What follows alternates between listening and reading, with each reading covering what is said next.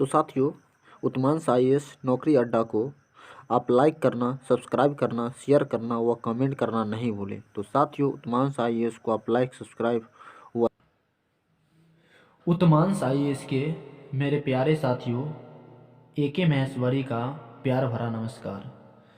दोस्तों और साथियों, मैं आपको बता दूं कि मैं इंटरनेशनल ऑर्गेनाइजेशन का सीरीज चला रहा हूं, लेकिन कुछ इंटरनेशनल ऑर्गेनाइजेशन की सीरीज का प्रेजेंटेशन नहीं तैयार होने की वजह से साथियों, आज मैं आपको मध्यकालीन भारत के बारे में सिलेबस बताऊंगा।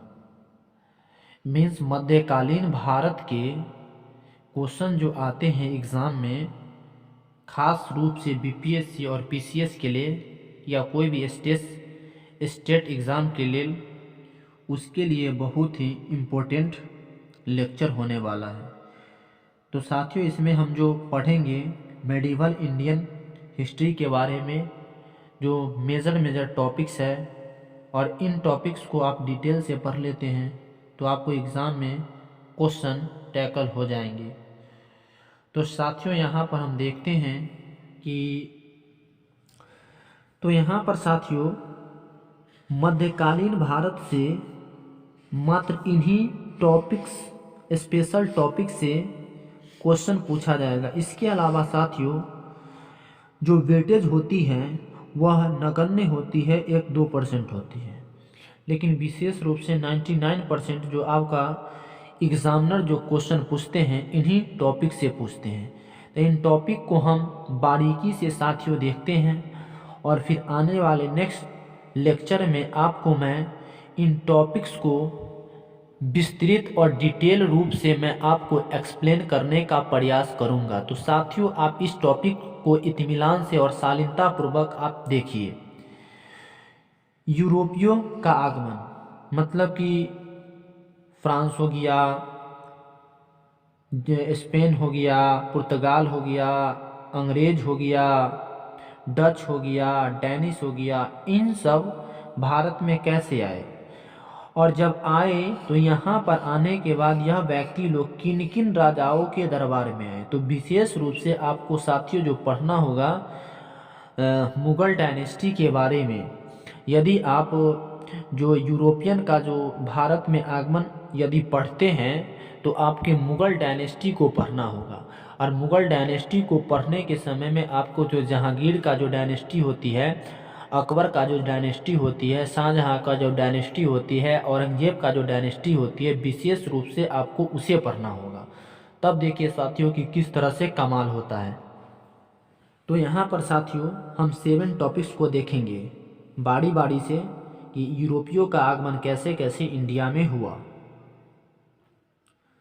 तो यहाँ पर टॉपिक नंबर 1, पूर्व मध्यकाल, मतलब कि मध्यकाल जो स्टार्ट होती है उससे पहले की घटना, यानी 650 एडी से 1206 एडी तक की कहानी को हमको पढ़ना है। और इसमें क्या क्या पढ़ना है, तो उत्तर भारत के जो राजपूत काल है, राजपूत जो पीरियड है उसके बारे में पढ़ना है। तो उत्तर भारत में जैसे कि बिहार हो गया, यूपी हो गया, उत्तराखंड हो गया, इन सभी राज्यों को हम साथियों बारीकी से पढ़ेंगे। एंड नेक्स्ट है पूर्व मध्यकाल के बारे में। तो पूर्व मध्यकाल जो साथियों चला था, इसमें फिर नेक्स्ट जो पूर्व मध्यकाल यही जो 650 एडी से 1206 एडी तक, इसमें जो पढ़ना है दक्षिण भारत, विशेष रूप से चोल साम्राज्य के बारे में, चोल अम्पायर के बारे में। तो यहाँ पर हमें जो नॉर्थ इंडिया के राजपूत पीरियड के बारे में पढ़ना है, और यहाँ पे साथियों हमको जो दक्षिण भारत जो साउथ इंडिया के चोला साम्राज्य के बारे में साथियों पढ़ना है। साथियों विश्वास रखिए कि जब मैं आपको इन जो मेडिवल इंडिया है, जो मेजर टॉपिक्स है, जब मैं आपको पढ़ाऊंगा तो बहुत ही आपको मज़ा आएगा। साथियों मैं लाइव भी आऊँगा और फेस टू फेस आऊँगा। फिलहाल अभी कुछ टेक्निकल प्रॉब्लम के कारण साथियों मैं आपको अभी इस पन्ना पर पढ़ा रहा हूँ।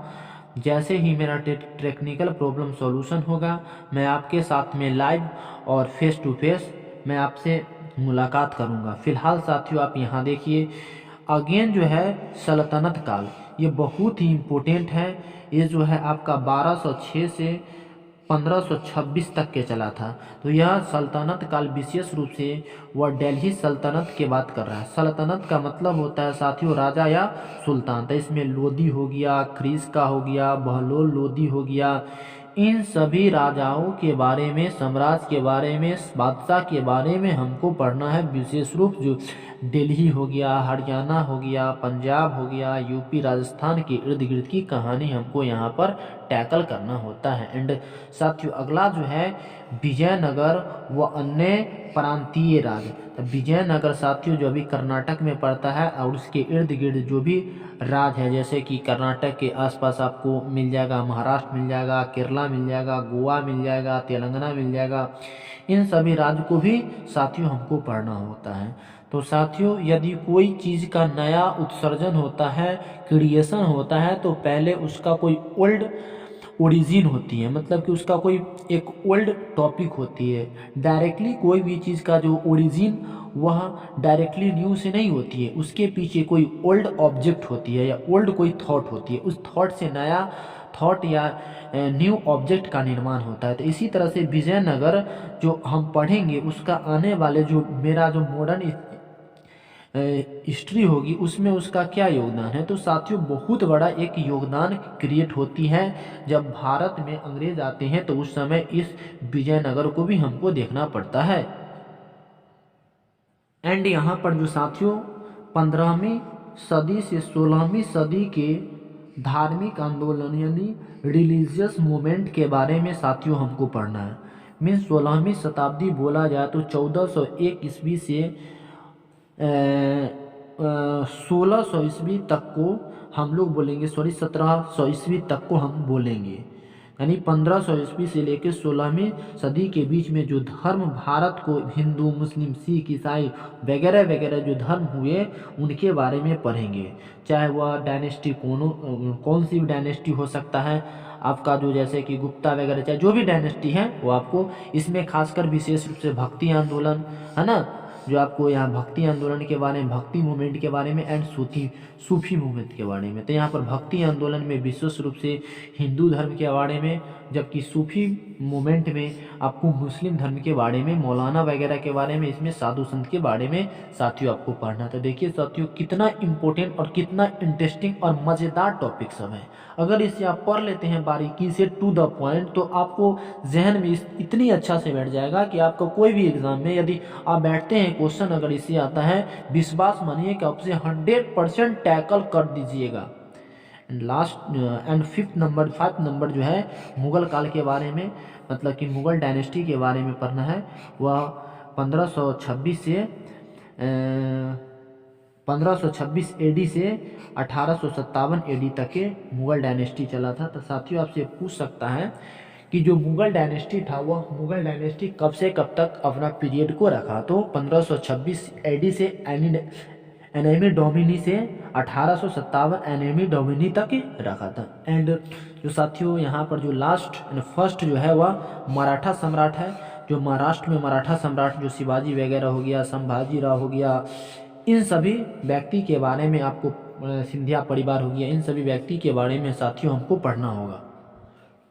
एंड यहाँ पर जो है 1674 एडी से 1720 एडी के पीरियड को हमको देखना पड़ेगा। इसमें विशेष रूप से मराठा राज संघ, मतलब मराठा जो स्टेट यूनियन था, इसके बारे में हमको जो पढ़ना है 1720 से 1818 ईस्वी तक के पढ़ना है। तो साथियों इस प्रकार से हम जो मॉडर्न इंडिया को पढ़ेंगे, जो आपके सामने में मैं बारीकी से टॉपिक को एक्सप्लेन करने का साथियों प्रयास किया हूँ। अब हम इसको जो साथियों एक एक टॉपिक को डिटेल से और बहुत ही इजी वे में आपको मैं स्टडी कराने का प्रयास करूँगा। तो साथियों इस तरह से यह मेडिवल इंडिया का जो सिलेबस मेजर टॉपिक था, कौन कौन सी टॉपिक पढ़ना है, यह टॉपिक साथियों समाप्त होता है। तो साथियों फिर मैं आपसे एक नए लेक्चर के साथ मुलाकात करता हूं साथियों। तो तब तक के लिए धन्यवाद।